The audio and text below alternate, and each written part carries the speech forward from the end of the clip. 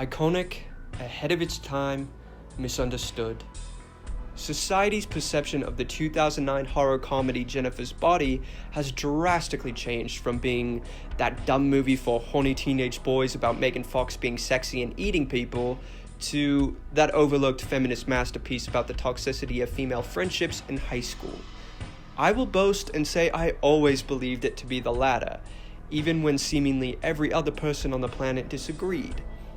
The main reason Jennifer's Body flopped at the box office is because of how it was perceived, which we can probably blame on the marketing department. All the trailers and TV spots and advertisements gave off the impression that the film was a cheap B movie for teenage boys with the sole purpose of exploiting Megan Fox's hotness.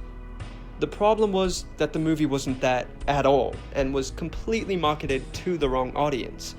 Teenage boys who swooned over Megan Fox and Transformers couldn't get into the movie because it was rated R, and the young women who were more likely to respond positively to the movie were completely turned off by what they perceived the movie to be, so they didn't show up either.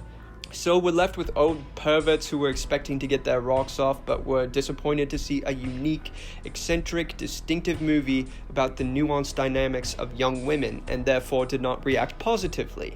Critics, who were also mostly male, watched the film with preconceived notions and were not able to pick up on the intricate, exclusively female layers that the film provided, so they slandered the film as well.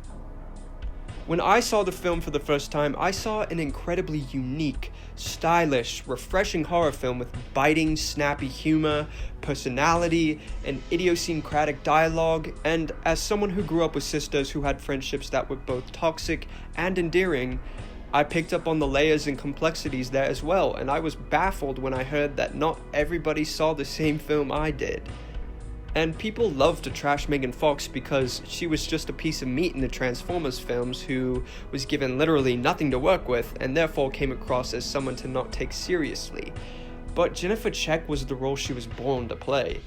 Not only does the wicked Diablo Cody dialogue fly right off her tongue in a Shakespearean manner, but her performance is spectacular, especially the scene in which she is sacrificed. I don't know how anyone could see that scene, see her guttural, raw, realistic acting, and say she was a bad actress. Like, just admit you're sexist and leave. Fast forward to 10 years later, and there's a newfound appreciation for the film. People are finally discovering what it actually is, and it has gained a huge cult following. Deservedly so. And it's only going to get bigger because there really is no film out there like Jennifer's Body. It takes the witty dialogue of Juno and the high school viciousness of Mean Girls and ties it all together with a flesh-eating succubus bow. It's freaking awesome and fun as hell.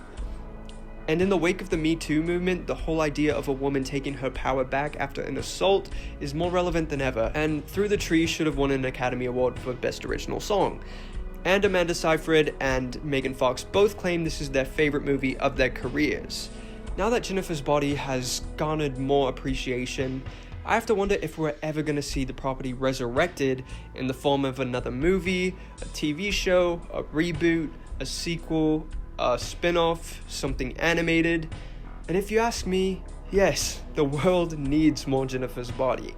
Writer-creator of Jennifer's Body, Diablo Cody, actually said she's pitched a Jennifer's Body TV series, comparing the approach to how Buffy the Vampire Slayer started out with a movie that no one saw, and eventually became a TV series that everyone saw. But that didn't pan out. And I would absolutely love that. The only reservation I have would be that I'm guessing it would be a full-on reboot with new actors portraying Jennifer and Needy. I'd still be excited, but Megan Fox and Amanda Seyfried are so integral to the DNA of Jennifer's Body, and it'd be weird seeing anyone else take on those roles or have their story told again. But I'd still be hella excited. It's just not the approach I would prefer. I'd love it if it was a follow-up to Jennifer's Body that brings back Amanda Seyfried as an older Needy and maybe even Jennifer. We could follow Needy as she adjusts to her life as part succubus and prison escapee. Maybe there's a new group of Devil's Kettle teens that are dealing with a similar situation and Needy has to get involved.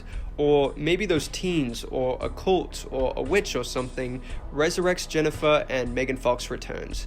That would be awesome.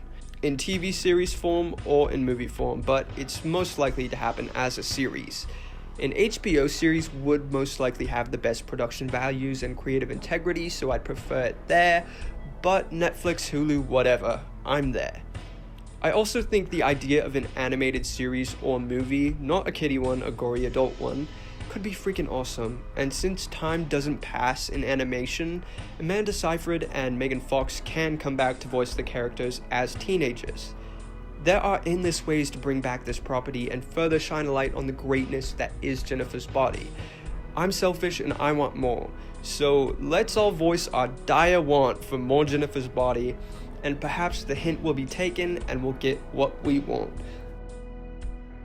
Through the trees.